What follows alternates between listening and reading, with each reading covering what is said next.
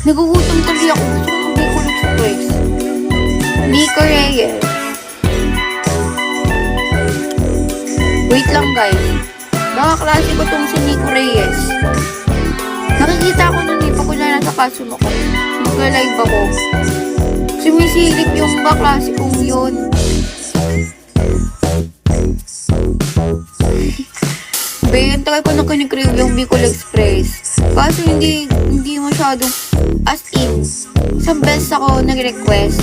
Isang beses lang niluto. I mean, like buong buhay ko, buong bata. Anong buong bata? Simula bata ako. Hindi pa ako nakakain. Tapos, nung nasa klase ako ng bahay ng klase ko, Bicol Express nila. Ayoko kumain. Sabi ko, kumain. Tsaka parang piling ko din sarap. Di ba ako nakatikim na ako. Bin, sarap niya, bin. Ito ko ng Bicol Express. Ano ba yung kong pagkain ng Filipino food? Ha? Pagkain ng Pilipino. Ako pagkain ng Pilipino, guys. Siyempre. Kare-kare talaga ako. Bata. Ayun ba yun? Tama ba yun?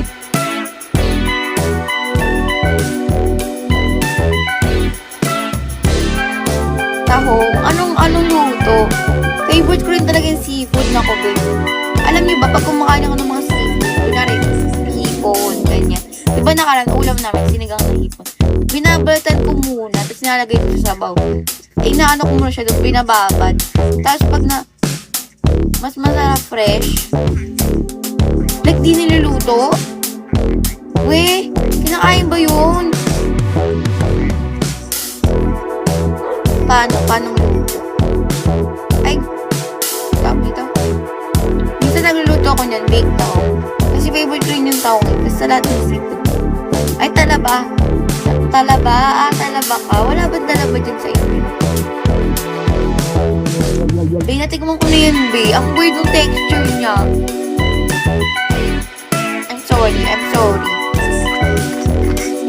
Ba't yun yung nasa? Iwan ko.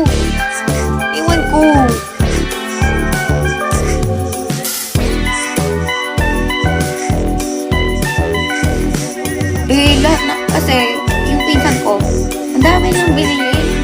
Parang 5 kilo yun. Ay, 5 kilo. Ilang kilo. That's fresh. Tapos yung pinsan ko, excited siya, ganyan. Sarap siya. Tapos, pinabuksan niya ako. Tikman ko daw. Nilagyan niya ng suka, ng mansi, ng everything. Ito gabi. Ganun, paano ba lasa nun?